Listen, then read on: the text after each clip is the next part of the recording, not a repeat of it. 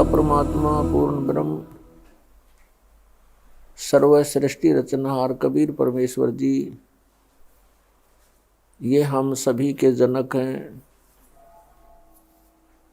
ये हम सभी आत्माओं के पिता हैं, उत्पत्ति करता है। हम परमात्मा की बॉडी से, शरीर से, उनके वचन से बाहर आए हैं। हंस रूप में हम बाहर उत्पन्न हुए, फिर हम काल के साथ यहाँ आ गए गलती से, तो हम यहाँ जीव बन गए। अपने आत्मा हंस आत्मा अर्थात आत्मा और जीव में क्या अंतर है। जैसे स्वांगी स्वांग करते हैं और अपनी वेशभूषा पुरुष होते हुए भी स्त्री की पहन करके वो स्त्री जैसे ही लगते हैं, उसको उतार दिया जाता है तो फिर वही के वही रह जाते हैं, ऊपर की ड्रेस निकाल दी जाए। आत्मा के ऊपर ये जीव की ड्रेस लग गई तो ये जीव बन गया।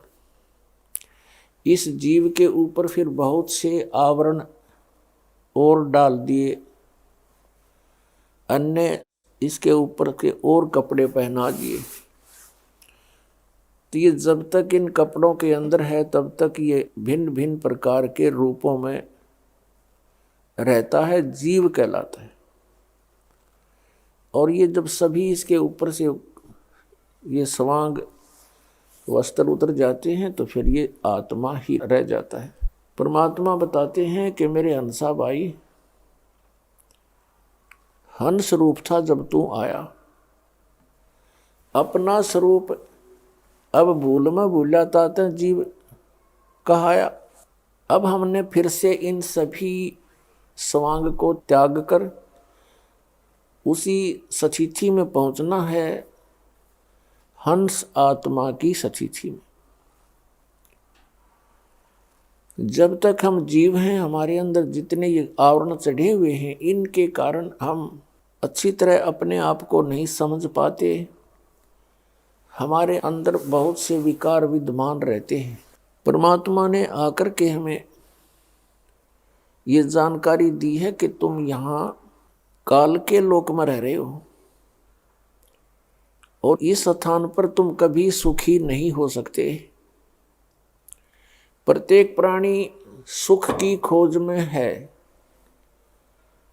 उन्होंने सुख को कौन सी दृष्टिकोण से तोल रखा है।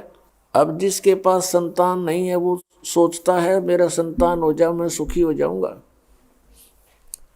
जिसके आंखें नहीं है वो ये सोचता है भगवान मुझे आंखें दे, मैं सुखी हो जाऊंगा।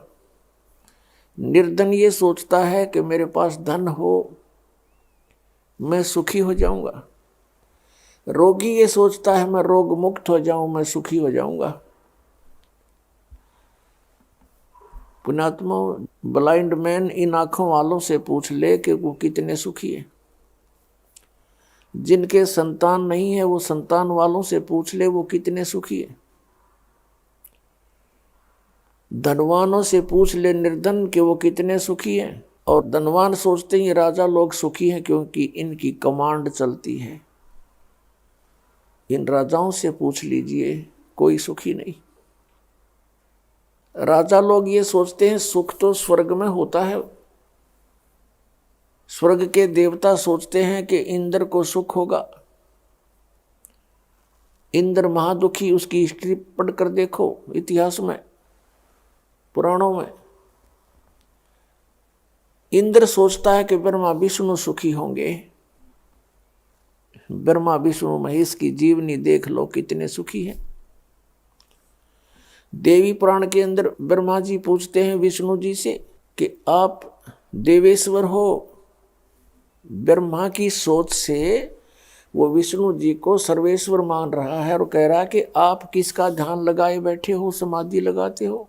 विष्णु जी कहते हैं कि मैं अधिकतर समाधि में रहता हूँ, तप करता हूँ, और फिर राक्षसों के साथ युद्ध करता हूं, उनको मारता हूं जो दुखदायी तत्व हैं। कुछ थोड़ा बहुत समय मिलता है तो लक्ष्मी के साथ सुखपूर्वक व्यतीत कर पाता हूं, अन्यथा मैं कभी तप करके अपने शरीर से कष्ट दे करके हठ योग करता हूं, बैटरी चार्ज करता अपनी, और सिद्धि प्राप्त करके फिर उन राक्षसों को मारता है, अपने पाप इकट्ठे करता है। देखो पुण्यात्माओं, विष्णु सुखी नहीं, ब्रह्मा और शिव एक कैटेगरी के समझो, शिव जी सुखी नहीं। जैसे एक समय भस्मागिरी तपस्या कर रहा था, शिव जी का उपासक शिव जी से भस्म कंडा मांग लिया और उसी के पीछे पड़ दिया कि मारूंगा तुझे, पार्वती को पत्नी बनाऊंगा। तो शिव जी कहाँ सुखी? परमात्मा कहते हैं तन दर सुखिया कोई नहीं देखा, और जो देखा सो दुखिया हो। उदय अस्त की बात करे मैंने सबका किया विवेका हो।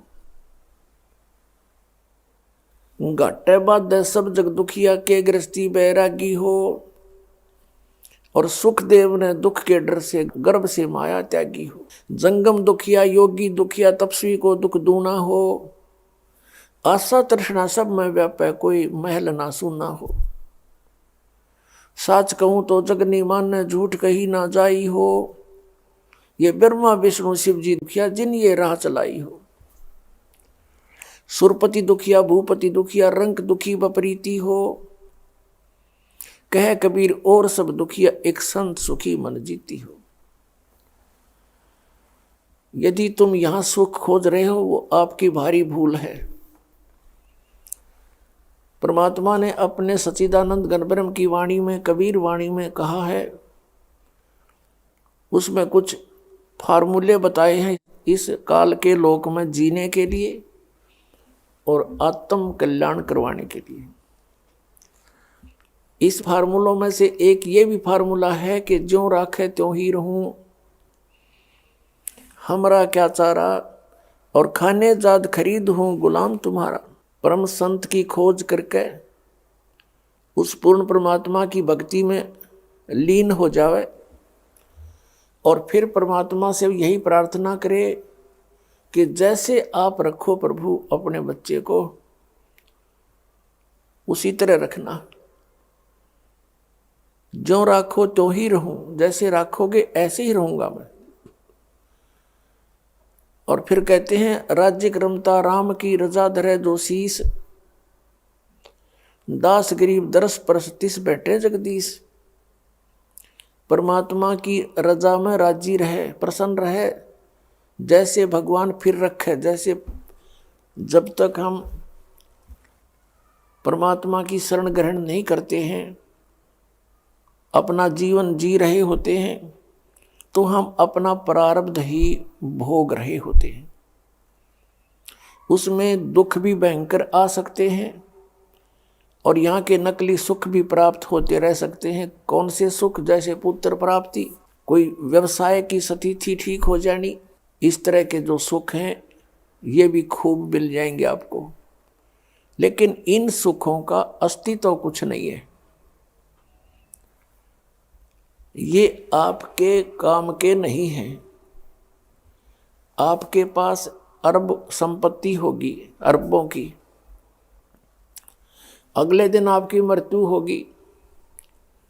वह संपत्ति आपकी कहाँ थी? आपके संतान है, पुत्र पुत्री हैं, पोते पोती होगे, देवता देवती होगे। आप मृत्यु के उपरांत पशु योनि प्राप्त कर गए, कुत्ते में घूम रहे हो, सैर सपट्टा करते उन गलियों के आगे से, आपको टूक भी ना डालने हुए। कहने का भाव ये है कि इस स्थिति को समझकर, यहाँ के सब इन कर्मों और आध्यात्मिक मार्ग को समझकर हमने अपने जीवन को एक सुचारू करना है। जब तक हम परमात्मा की शरण में नहीं है तो दोनों प्रकार के आपके ऊपर वो संस्कार प्रभावी रहेंगे। जब आप परमात्मा की शरण में परम संत के माध्यम से आ जाते हो, फिर आप अपनी मर्जी मत चलाओ।